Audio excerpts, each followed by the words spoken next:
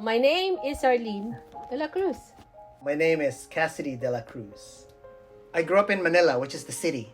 I arrived with my three brothers April of 1982. Our parents decided for us to come over here to the States. They got established here first, make sure that we had a place to stay before they finally called us. I was of age already that I could have go straight to high school, since technically I was in high school in the Philippines. But my parents were worried that I might get a culture shock. So I started 8th grade. I mean, I wasn't like a small kid, but when you come over here and there's bigger kids, your age and stuff like that, plus different nationalities that you have to deal with and stuff. So that gave me even more, like I said, more exposure and stuff like that. I grew up in Makati, next town in Manila. I came here February of 1989. My dad was rushing because the visa approval for us is already expiring that month, so we have to come here.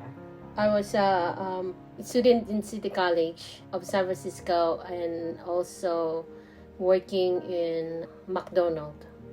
Question for you, Mom. When you first arrived here, were you already fluent? No. How confident were you in your No, English I'm speaking? not confident in my speaking in English. Until now I have, hard accent.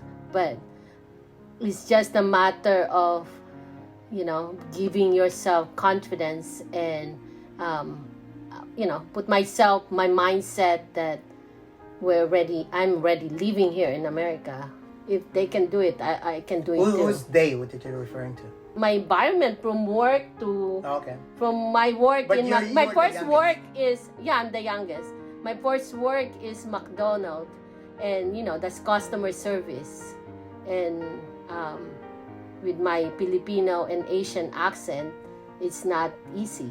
So you're the one who did find out and go to that learning center? Yeah, I'm the one who went and then find that computer learning center because I want to study more computer and accounting.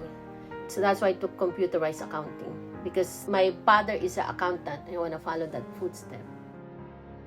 So it just so happened that when we were going to church one day, probably that 91 already, that we met Greg, who recruited us because they were trying to establish a choir. Although our thing, when we, like I said, okay, that would be cool, to join a choir. I mean, we already know, because during that time, we were already kind of like doing like musical stuff already, like karaoke, not minus one we call it, just singing along to music. So by the time we met them and we practiced for them, they didn't know that about us until like when we showcased our stuff. It was like, whoa, who are these guys, kind of thing, so. And I think that's when she fell in love with me. Daddy started singing. Yeah. Yeah, Daddy fell in love. I don't remember. Wait, who fell in love with whom? What? No, you. What? Yeah, we went to a Gary V concert and I wooed her.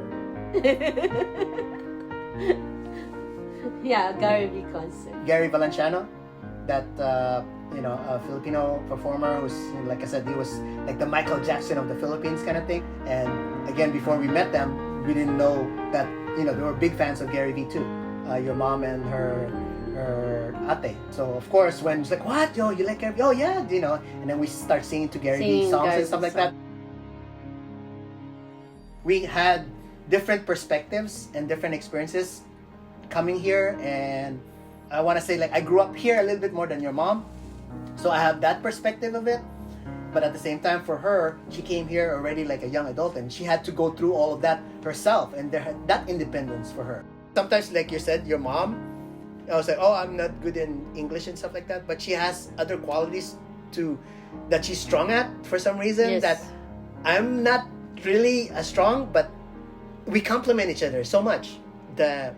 It's uncanny. It's really like, again, it's for me, sometimes just a miracle. It's like, oh, thank God, it's like, wow, it's, and for us, if we keep remembering that, always remembering that, and never forget that that's how we are, we're gonna stay forever.